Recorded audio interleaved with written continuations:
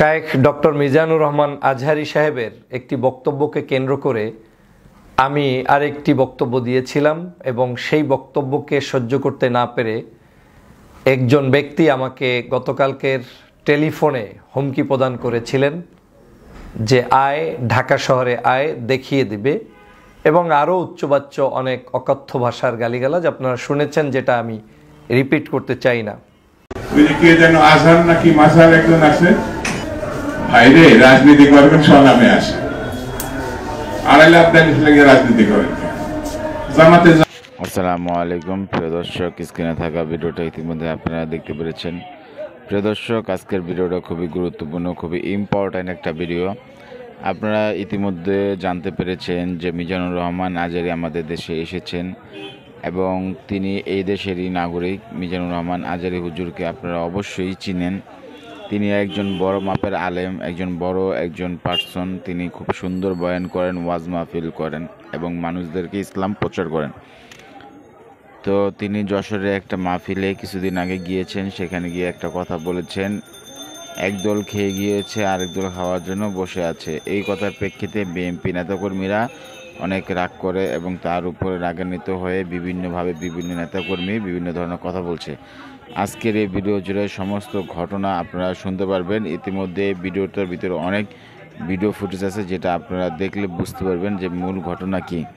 প্রিয় দর্শক, মিজানুর রহমান এই আজহারি এই কথা শুনে বিভিন্নভাবে বিভিন্ন কথা বলছেন বিএনপি নেতারা। প্রিয় দর্শক, আমরা সরাসরি ভিডিও স্ক্রিনে চলে যাই, আমরা ভিডিও ফুটেজটা দেখে আসি।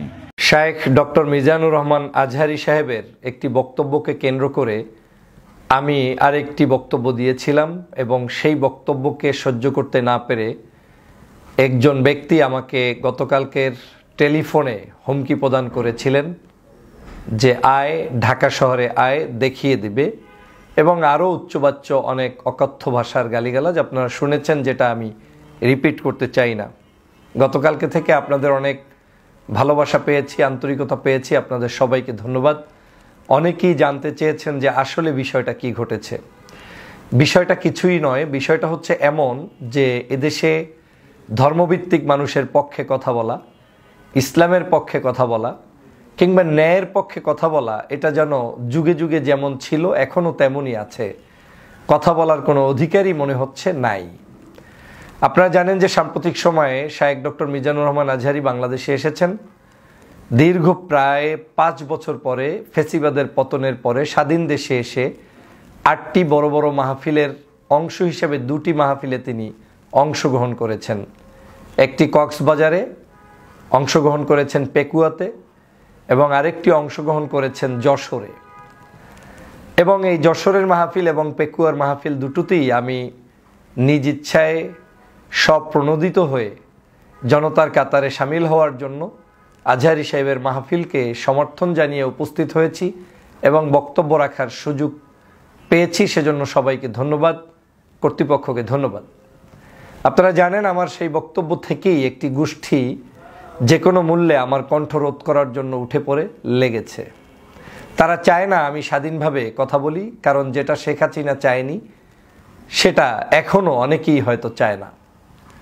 তারই অংশ হিসেবে গতকালকের আজহারি সাহেবকে নিয়ে আমি কেন ভিডিও তৈরি করলাম সেটার উপর ভিত্তি করে তিনি আমাকে ফোনে অকথ্য ভাষায় গালিগালাজ করলেন এবং উদ্দেশ্যই ছিল শুরু থেকেই আজহারি ভাইকে অ্যাটাক করে বক্তব্য দেয়া।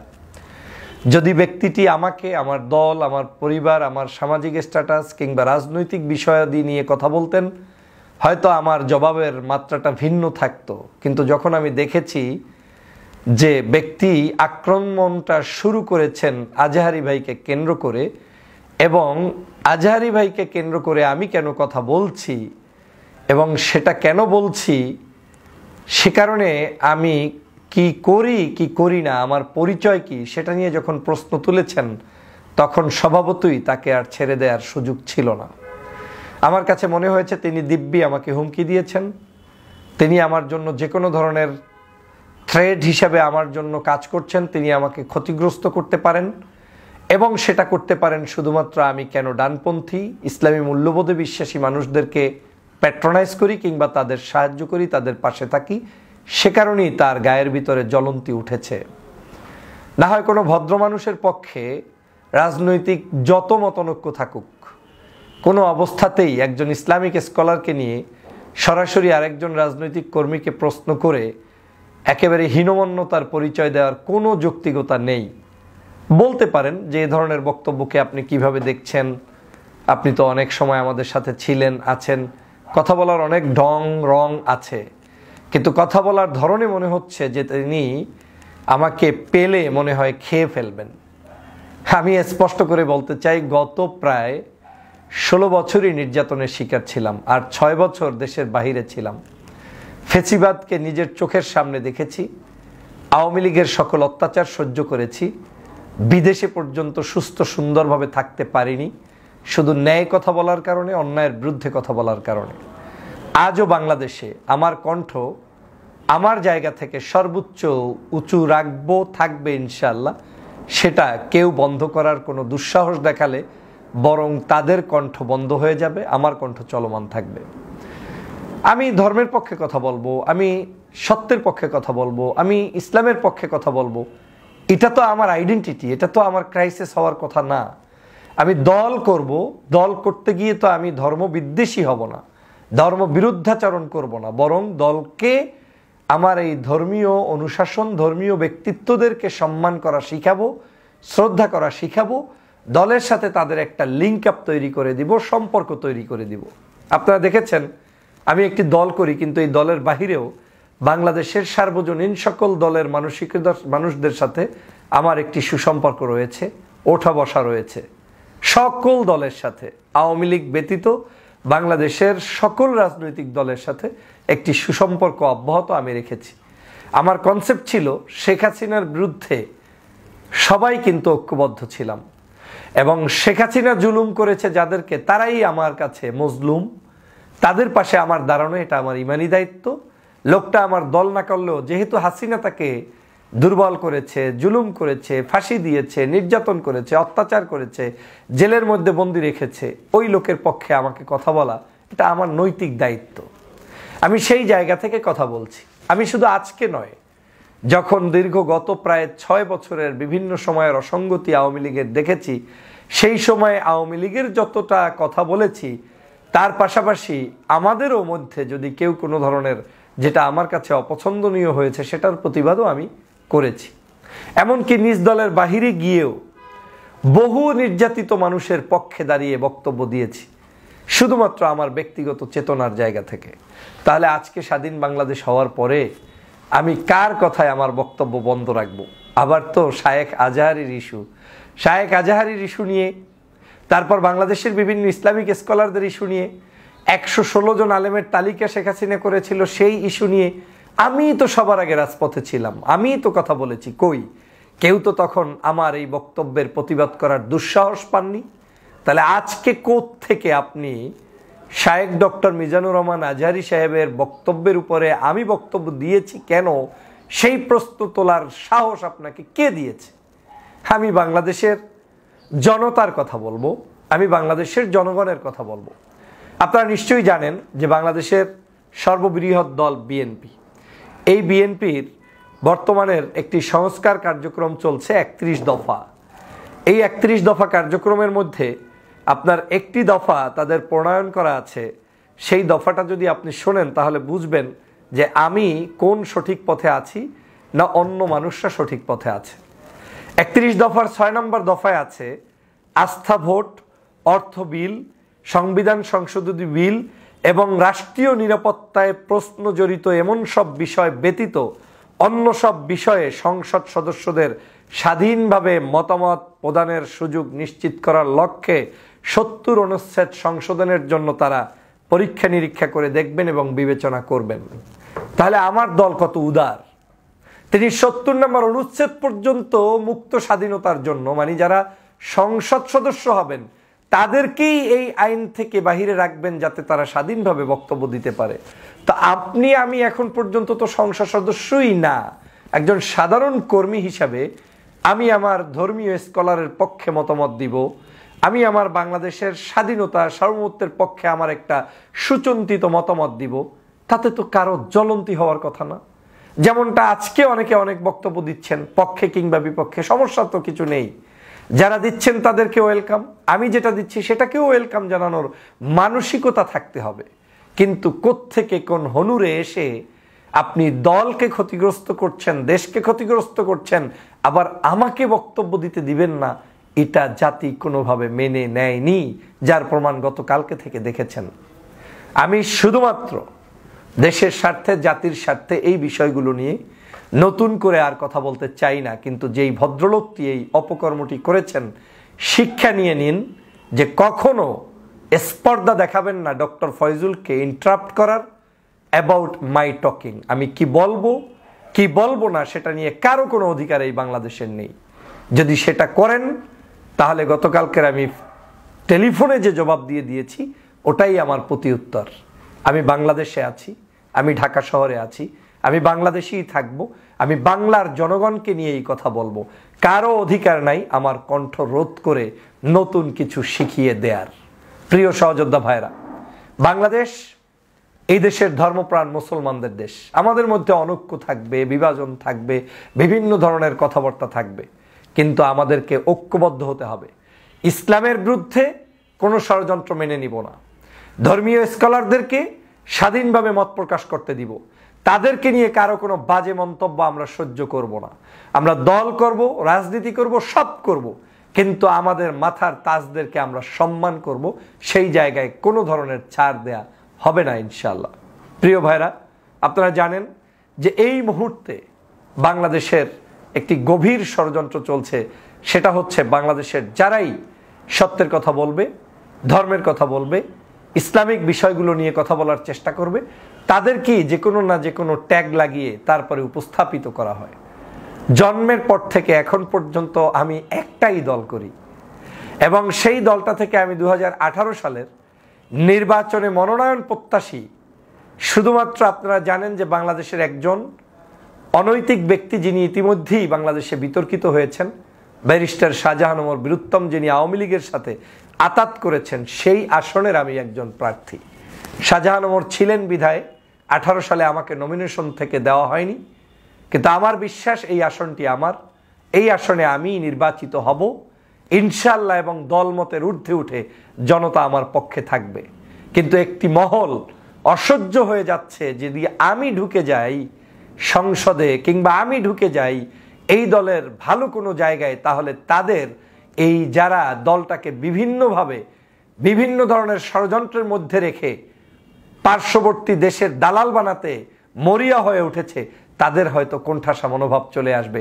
সে কারণেই আমাদের মতো মানুষদেরকে এরকম কিছু তুচ্ছ তাচ্ছিল্য ব্যক্তিরা, যাদের মূলত কোনো কন্ট্রিবিউশন নেই দলের জন্য, 16 বছরে যাদের কোনো অবদান নেই দলের জন্য, তারা এরকম অ্যাটাক করে বক্তব্য দিবে। আমি ততক্ষণ পর্যন্ত এই দলের মধ্যেই থেকে আন্দোলন সংগ্রাম অব্যাহত রাখতে চাই, যতক্ষণ পর্যন্ত দল আমাকে অপ্রয়োজনীয় মনে না করবে। এই দলে আমি তারেক রহমান সাহেবের নির্দেশনায় কাজ করছি, খালেদা জিয়ার নির্দেশনায় কাজ করছি, শহীদ জিয়ার আদর্শে অনুপ্রাণিত হয়ে কাজ করছি। অতএব এই দলের মধ্যে যদি বামপন্থীও কেউ থাকার অধিকার রাখে, তাহলে ডানপন্থী লোকদেরও থাকার অধিকার আছে। সেটাই শহীদ জিয়ার শিক্ষা।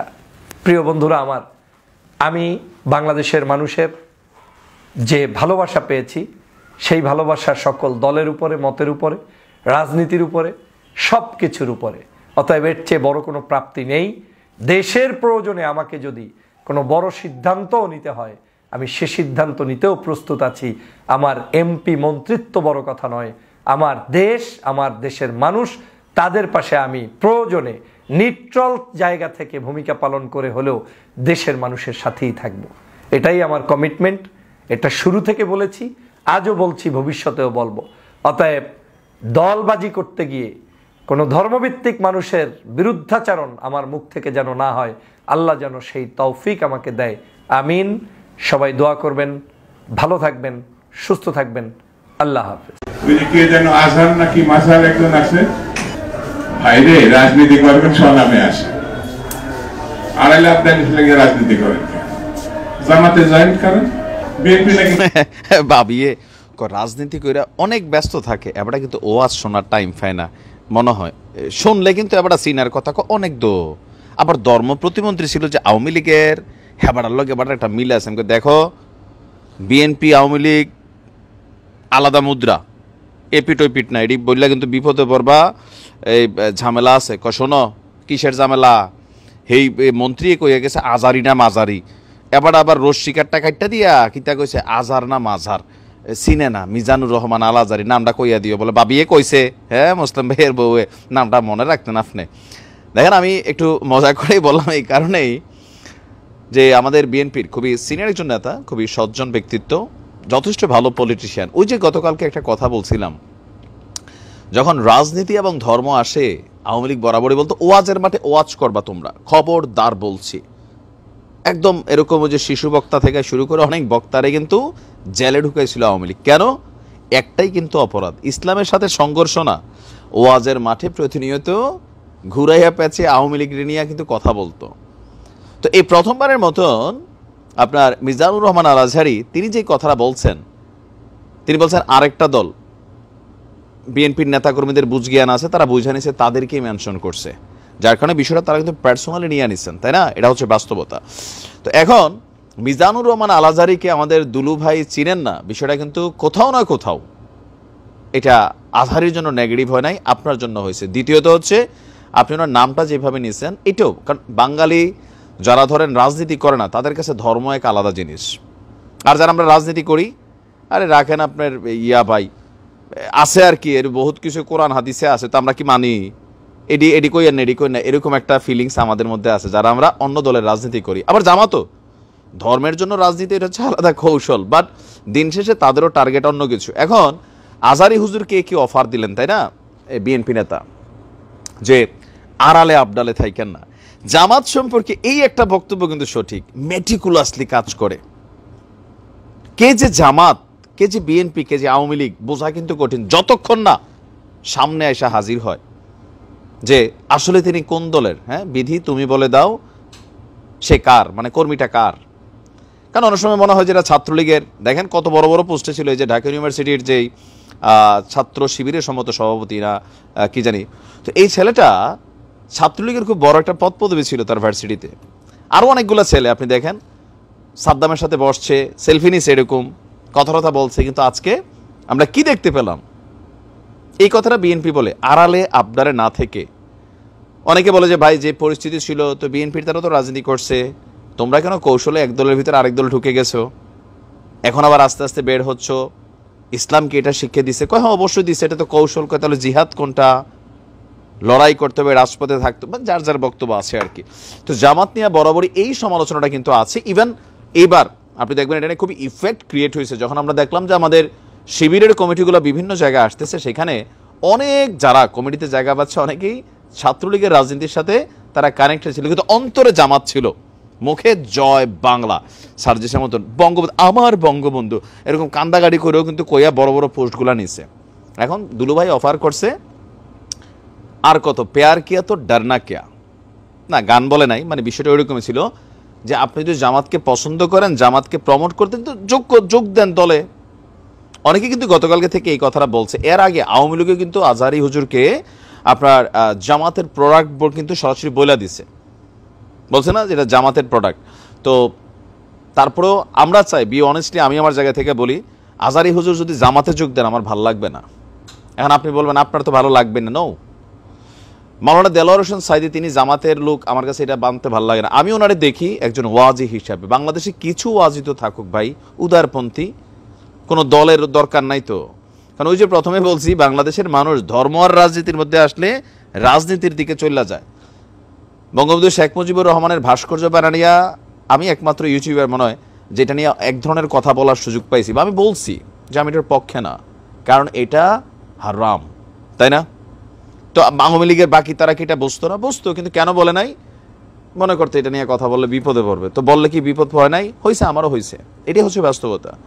এখন আমি এই কারণে বলি যে মিজানুর রহমান আল আজহারি হুজুরের মতন আরও বেশ কিছু স্কলার বাংলাদেশে আছে। আমরা চাই আপনারা রাজনীতির বাইরে সর্বজন শ্রদ্ধেয় হন। যেমনটা মাশরাফি বিন মুর্তজাকে একসময় কি লেভেলে মানুষ জনপ্রিয়তা নিয়ে পছন্দ করছে, সাকিব আল হাসানকে, কিন্তু যেই মাত্র ক্ষমতা রাজনৈতিক দলে গেছে এই কিন্তু ধরেন রাজনীতির বাটে পড়ে গেছে, পড়ছে না? পড়ছে। সো কিছু কিছু প্রফেশন থেকে আপনার রাজনীতিতে যাওয়াটাই উচিত না।